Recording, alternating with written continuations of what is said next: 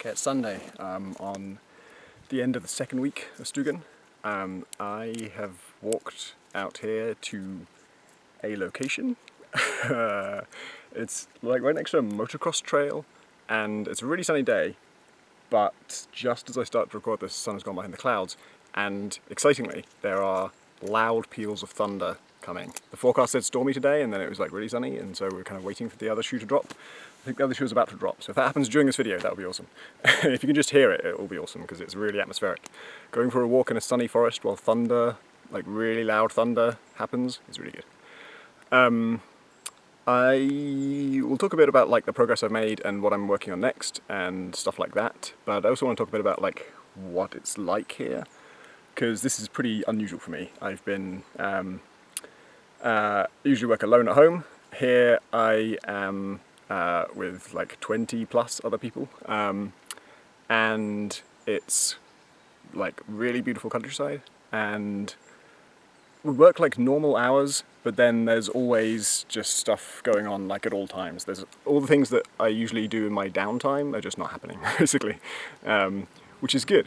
It's like, I wouldn't have thought this was possible, but you can like take the work part of your life and, here we go, there's thunder, and what I would class as a holiday, i.e. swimming in a lake, talking for ages with people, playing frisbee, just like really idle stuff. Not physically idle, but just things you'd do if you had no time, if you had all the time in the world.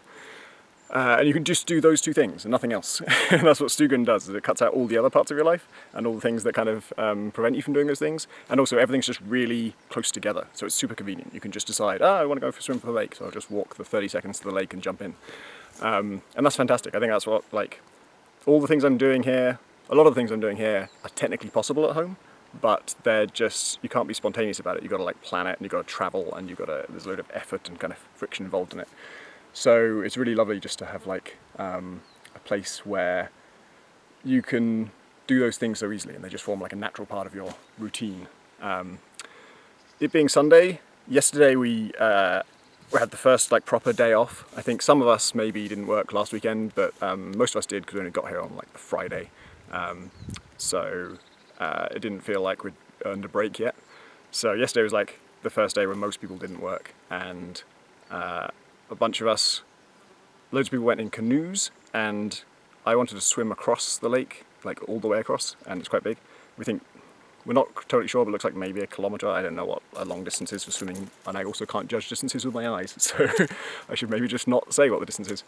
But I wanted to do that, and then if we're going to do that, we need people in boats, so that if it turns out to be way longer than it looks, or if it turns out to be icy cold in the middle, or anything else, then they can like help out.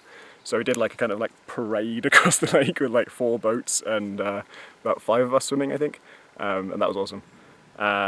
And that's kind of like it's the kind of working environment where someone will rush in and say, look at the moon! We'll have to go outside and look at the moon, it's incredible. And we all go outside and we're like, holy shit, the moon is enormous and flat and pink and it's glinting off the lake in the most like spectacular way. And a few days ago, like we've actually like ran down to the lake to catch it because it was going behind a cloud and we really wanted to see it above the water and see the thing which I now know there's a Swedish word for, a mångata, which is the silvery path beneath the moon when it's reflecting off a lake, which is awesome. There should be a word for that in English. I think there is something like the Silver Road or something, but it's not as elegant. So it's that kind of place. And then on Heat Signature, I've been, it's quite a good time to talk about it because I just, Friday, I gave a presentation to the other people here on what I'd done so far and where I'm going with it and what I need to know. And that was really good.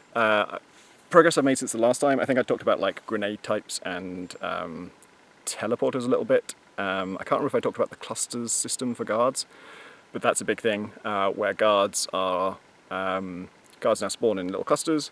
And the thing I've added most recently is that now from those clusters they wander off and go do little errands, which is your opportunity to get them alone and take them out and thin out the numbers, or maybe take out the ones who stay behind. And that's really promising. It's not totally there yet because it's quite tricky to tweak the level generation in such a way that we ensure that every place they go to is going to be a place you can get to, or at least there's at least one place they might go to that you can get to. And there are a couple of situations now where like it spawns in such a way that the only places they ever go are just deeper into the ship and you can't get them alone, so it's not that useful. But the important thing is it feels like it could be the basis for the main structure of the game. And I haven't had that before. The first thing I ever did was like guards just randomly choose an exit every time they enter a room. And I knew that wasn't good enough. And then next thing I did was like, okay, guards, pick terminals within a sector and kind of go between those. And that I thought was going to be good, but in the end didn't. I don't know, it did create windows of opportunity, but it just felt very samey, I guess. Like every section was doable, you could always take out the guards, but none of them were massively hard, none of them were excitingly, satisfyingly easy or anything. Didn't feel like you really had to think about it, that was the problem. And the cluster system is to make you think about it. And something that will really support that is guards that have differences between them. And what I've done so far, I'm not sure if I'm going to stick with this because I don't entirely like it, but I wanted a guard. I was thinking like guards could be only vulnerable to certain attacks. So, to encourage you to think about how you're going to approach it, you want to see, okay, this guard will not be vulnerable to this, so I'm going to need to prepare this weapon before this fight. I want you to plan ahead. I'm going to hit that guy with this, I'm going to hit that guy with that, etc. So I made one, a guard that has kind of an electric field around him, where if you get close, you're automatically shocked, even if he doesn't know you're there, like it's just a kind of aura of danger. And that means melee attacks are not a good idea. I try to avoid things where I just say melee attacks don't work, they do 0 damage or something, because that kind of sucks. So I didn't do anything to protect him from melee attacks, like in the code. I just said, if you get close enough, he electrocutes you. And that obviously prevents you from melee attacking him in most circumstances. But then, if you're in God mode and he's got you cornered, you actually can fight back. And that's, the player won't be in God mode, but that feels like a good way to code things so that if a player ever does find some sneaky way around this, it's not a hard and fast rule that melee can't hurt him, it's just a logical thing. Anyway, there's that, and then the other one is the shield, which does not protect against melee attacks, but rebounds projectiles. Both of these feel kind of logical to me. Like, they're sci-fi bullshit, but they're not outside of the scope of usual sci-fi bullshit. They're not especially extravagant or unlikely. So I thought they would feel quite natural. They don't. They feel like a game designer saying, use this weapon here, use that weapon here. So I need to come up with something more natural for that. I'm thinking heartbeat sensors, where if a guard has a heartbeat sensor, you don't want to kill him because that will trigger an alarm. If you take him out non-lethally, that's fine. And that, I don't know, maybe that'll be the same kind of bullshit thing, but that seems more promising. And then maybe a guard that's just like immune to everything but can be knocked back, that was the original plan, and then I got carried away thinking like, oh, I could split it into 2 different kinds of protection, and then randomly we could combine the 2, and maybe that would both fulfill the armoured guard slot and also give more texture to the normal game because there's 2 different kinds. Something that came up in my presentation that Robbie, you guys on YouTube apparently are big fans of Robbie, who walked past in my previous video. He pointed out that like I only really have one enemy type, and that's true, and that's like a common thing for me, as I don't make a lot of types of enemies. I tend to I just think of humans as just the normal thing, and then if I want to encourage different types of play, then I might give humans different properties or inventory or whatever. But his point was that if you had really clearly delineated enemy types, if you could just see like, oh, that's a red guy, he is going to behave in this way, like he's going to stay exactly where he is, or he's only going to patrol left and right, or he's going to do this, then that gives you much more scope to like plan and can really help with emergent stuff. Robbie's point was basically like emergent stuff works better if there are lots of simple components that the player can easily understand, which I think is a really good point, and I'm going to think about that. And it immediately led to, well, you know what's simple and behaves in a predictable way? Robots. Which I'm not as resistant to that as I once was. Robots may end up being a part of it. They're not like, robots are not really sci-fi anymore, we just have them. But I don't want to do humanoid robots, I don't want to do like androids. I find that very tropey, very like a thing that people keep putting in their fiction because it's been in other fiction, but isn't really that logical. I mean, we do have humanoid robots as well, but I just don't think they're that useful. So maybe like patrolling cleaning droids or something. And the other thing Robbie suggested was like things enemies can do to you that are not just shooting you dead or smashing you in the head and knocking you unconscious. Because then you can get in trouble, but get out of it. in more different ways, which I also think is a good point. And then the other suggestion that really feels interesting and doable was from Austin, who said that from what I showed, he feels like the unique thing about heat signature is the getting into sticky situations and getting out of them. And so, in a similar vein, that should be my focus. Like, I should start thinking about what are the last-ditch things you can do to get out of a situation. Like, even before you think of the situation, just think of like, what's a cool thing to do out of desperation because it's your last option to save yourself. And then from that, decide, okay, and then what's the threat that causes that? How do you get in that situation? Which I also think sounds really promising. I presented to everyone like a huge list of the things that I could do next, and I wanted them to like sort of not vote necessarily, but like if they saw any of those and thought, oh, that sounds good, then tell me. Nobody did. Everybody just had new suggestions, which is interesting data in itself.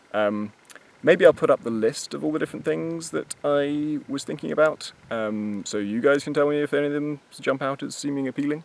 But also, like, most people in the room haven't played it, so I'll know more when they play it, and then I can talk more about like specific directions to go in. I think today I'm going to spend some time thinking about those new ideas and see if those boil down either into simple achievable things I can add, or if they turn out to tie into something I've already planned, because that's what I really like. This fits with my existing plan. Like that, my favourite kind of idea to implement is the idea I already had, but I wasn't sure was that important, and then someone else says something that makes me think, oh, this would totally solve your problem, or this would really expand it in the way that you're excited about. So I think that'll be my next week's. The last thing to say is I was thinking for Stugan, I was gonna do the personal goal system, and this thing of like doing missions to build up and get enough equipment to take on your final mission. But then when I started, I decided, oh no, I need to improve the interior game, because that's the thing I've been putting off for ages and ages. It's a really good opportunity to just like knuckle down and do it, and also be in a position where I can get feedback from people and find out all the kind of experimental stuff that I can't entirely intellectualize.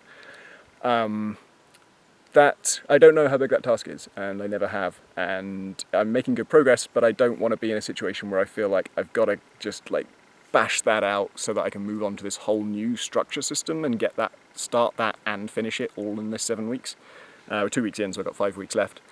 I'm going to just sort of mentally say, like, I'm here to improve the interior game.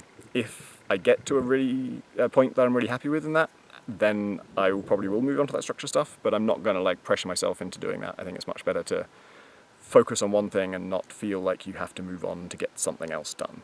So that's basically my plan for the rest of the time.